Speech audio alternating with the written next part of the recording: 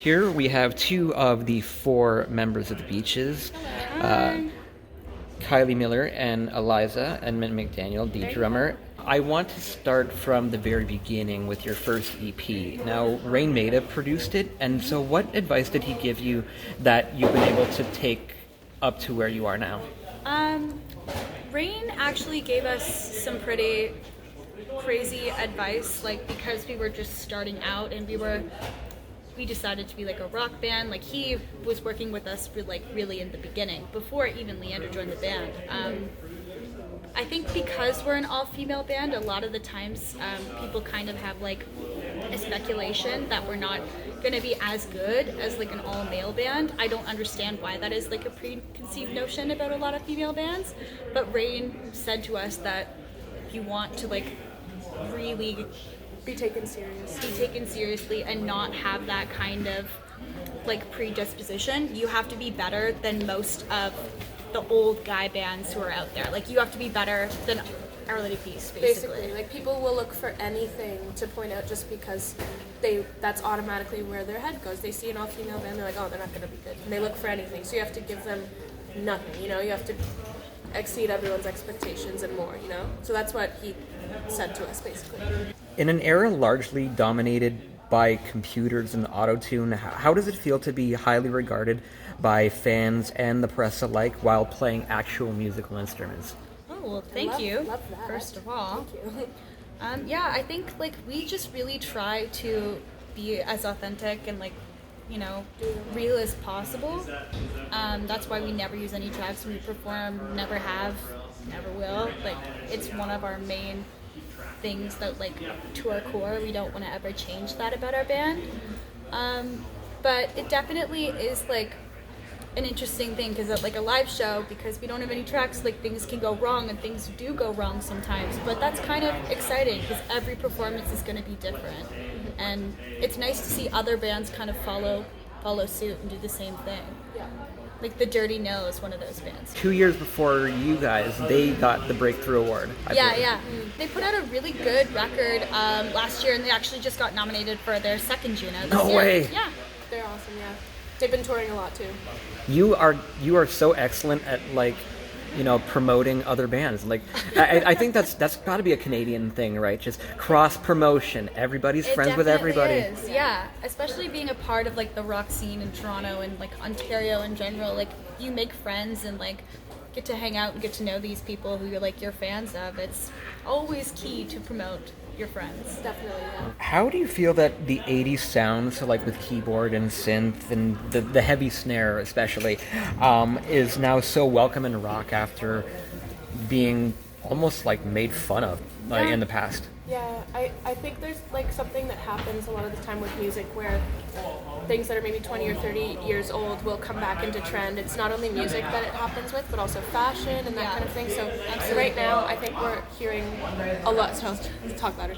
We're hearing a lot of artists kind of shout out the 80s in their songs and stuff like that. And I guess we went for that a little bit, but it's more honestly just we were trying to be a little more experimental on the professional, and Jack Knife Lee, our producer, is great with kind of pushing us kind of out of our boundaries. So that's also his influence, but he's such a great collaborator to work with.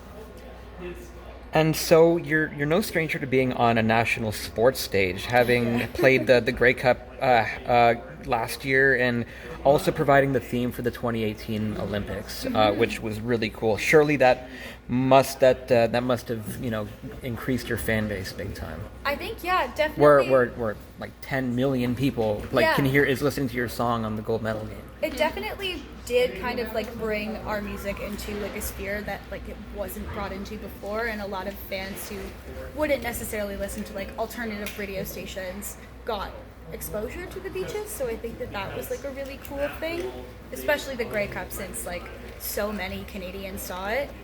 Places where we haven't been were then exposed to our music, which was awesome. We've had a lot of people say to us oh, I didn't really know who you were, but I saw your performance in the Grey Cup, and now we love the music and stuff. So we've heard that a lot, which is amazing because we wouldn't have reached those people otherwise. So yeah, it's great. Was it a tough process to get TSN to pick up the song?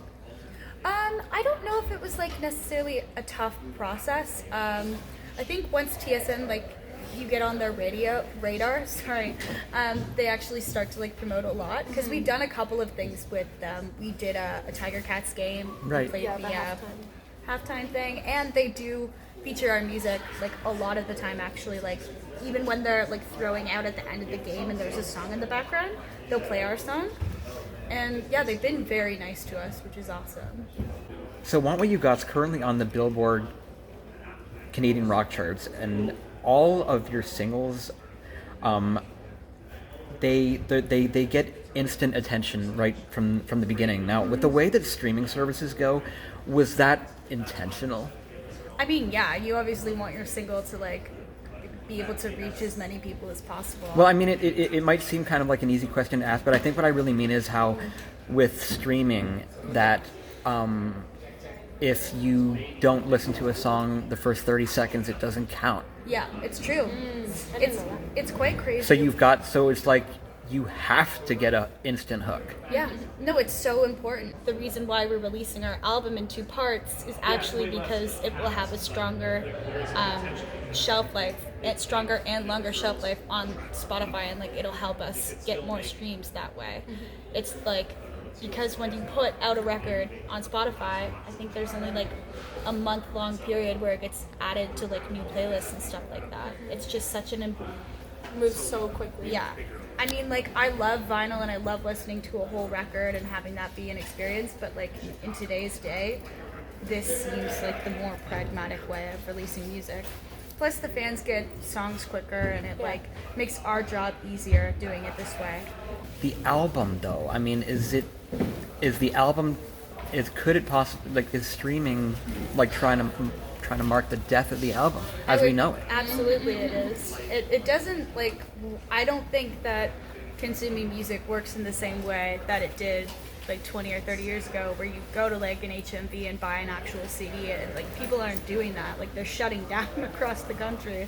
So you kind of have to like find ways to still be inventive and be like a cool rock band, but like you have to get with the times if you want to like make money and see progression from your songs. Like fortunately the music industry has just changed so much, and you have to kind of adapt as an artist.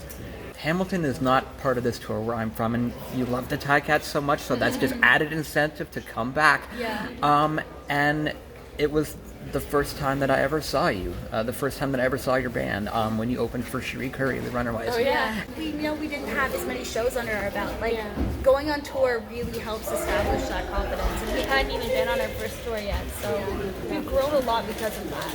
And so, what do you have any memories of that Cherie gig? I remember like Cherie was super nice and like really took some time out to talk to us and was like really interested in what we're doing, and that was really awesome to see. Obviously, like she's an icon, and her taking the time out to like sit down and chat was like absolutely crazy. Now, after this tour is over, you're going off with AWOL Nation cross country in the U.S. Yes. What do you have to say to anyone in the States who isn't yet a fan of you guys? Come to the shows, they're gonna be awesome. Please come early. Rock and roll.